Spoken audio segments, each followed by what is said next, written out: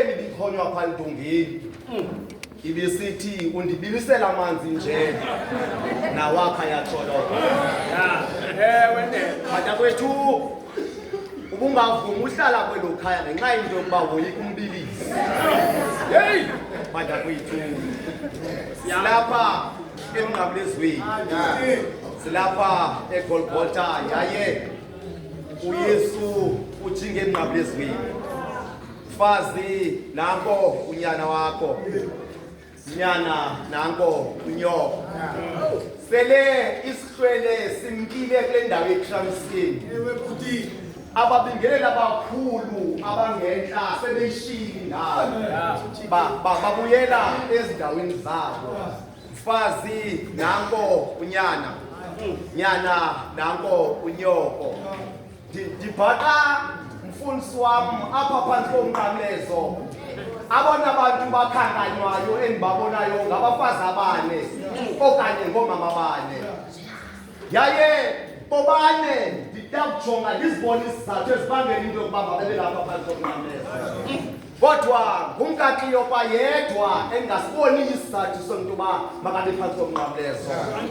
Naxa nje uYesu phantsi kombuso wamaRoma egwetywe njengezange, kodwa uMaria unguye unina wakhe yaye unguye unyana wakhe. Nasi isizathu sokuqala esimbangela into yokuba uMaria angeni phantsi komnqamlezo. Isizathu sesibili uthi uMaria wasemagadala ibhambama kangeni phantsi komnqamlezo kukhumbula into yodwa wakhe wancedwa nguYesu. Kweni limoya emingcolileyo wancedakala ngoske adibane noYesu. Maria wesithathu into ebanga uba makangeni phansi komnqamlezo kungenxa into yokuba udade uMaria unina lo uzana uMaria athi umbhali kaMzoba nguSalome unina kaYakobi noYohane. Nansi into embangela into yokuba angemi phansi komnqamlezo. uYesu amaxesha amaninzi simfumana engahambi yedwa, kodwa ithi kwathi ezwini kaThixo wakuganxeleka kule ngxaki. Onke amadoda ebehamba nawe akasekho. OPetros abasekho kule ndawo. OSikhariyoti abasekho kule ndawo. Sele mlingeleli banikwa amagama amatsha wathi abantu nowhere to be found. Wena ukhuze intetho yesiNgesi. When days are dark, friends are few. Abekho ababekho bazalwane, kodwa abamama bahlala phansi komnqamlezo. Mfazi nanku unyana, nyana nanku unyoko.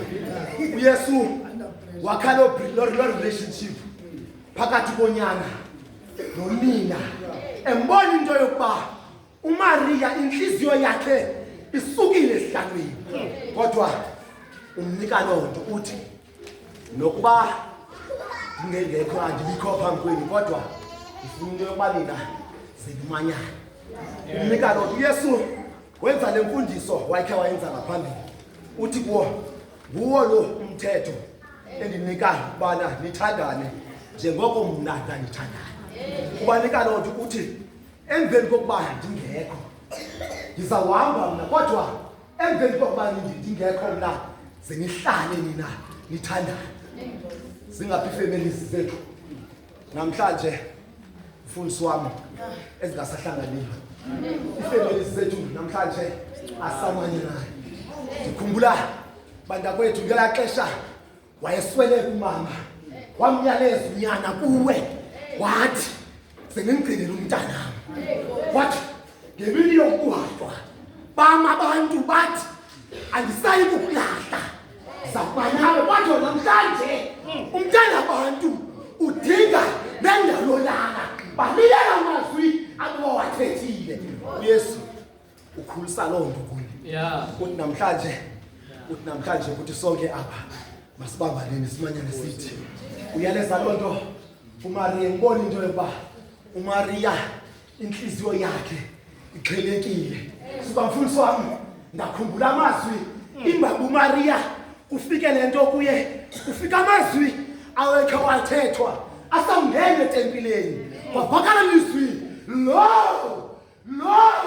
umelwe ukuwa nokuvuka kwabantu khona ukuze uthileke impinda zabantu weba usiloni wathi nawe Maria elakhi umphefumulo azawuthunjwa leqhayiya ufike loo nto Maria Siyabulela ufike loo nto mfundisi Maria uyilibele loo nto into yokuba wayekhe wathileka into yokuba le mini sezawuza ifikile ngoku inhliziyo yakhe ibuhlungu uthi alijonge usizi lonyana wakhe inhliziyo yakhe yophuke yayiqinisa ngemini eyodwa uNahomi inhliziyo yakhe igcwele ukophuka isibuko seBhayibhile angena eBhetlehem wasamazama imingeleni umzi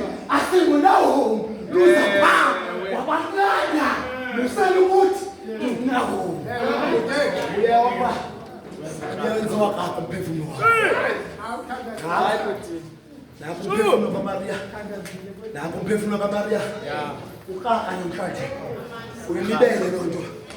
uyilibele loo nto manevuza imibuzo engasakwayi ukuphendula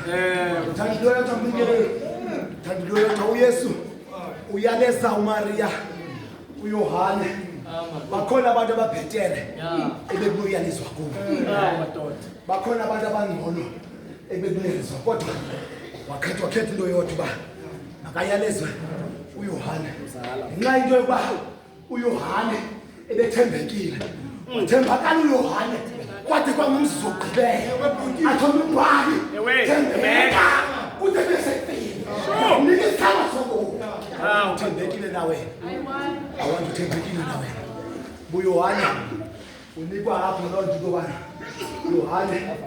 Yohane uzojonga ubaba isincwadi yeBhayibhile wangelo lixa uYohane yangathi ngiyambona embamba ngesandla akazange abuze into yokuba imvelaphi angazange abuze into yobana mama uyakhumbula ngalani asangenze lento thina senziya fazi nakho unyana wakho nyana nakho unyoko uMaria namhlanje unikwa loo nto uYesu usicreator loo nto yokuba kumakhaya ethu bakhulu ukutsalatsalayo more special avuzido sekhaya afike utata omncinci atsalele kwelakhe icala afike utamkhulu atsalele kwelakhe icala kodwa namhlanje siyadityaniswa uYesu uyasidibanisa uthi kuthi noba kwenzeka ntoni na ayikho into ekuzalana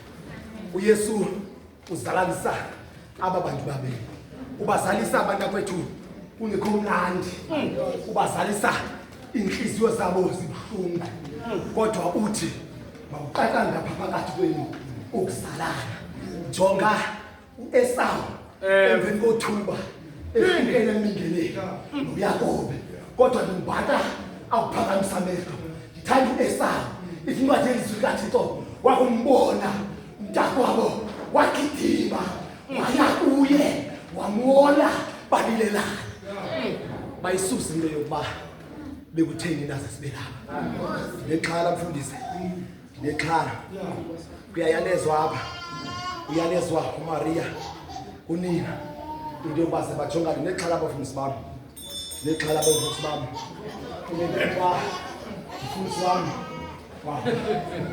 wakunika usombawo usombawo usombawo esikushizuluse kodwa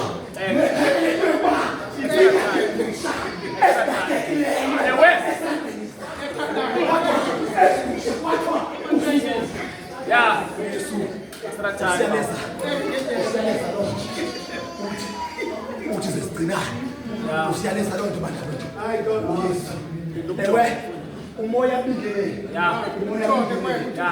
Umoya bidele. Awungazivuli. Ya. Kuthiwa sesimanyane. Okunabo naphakathi. Siyabulela. Nkosi.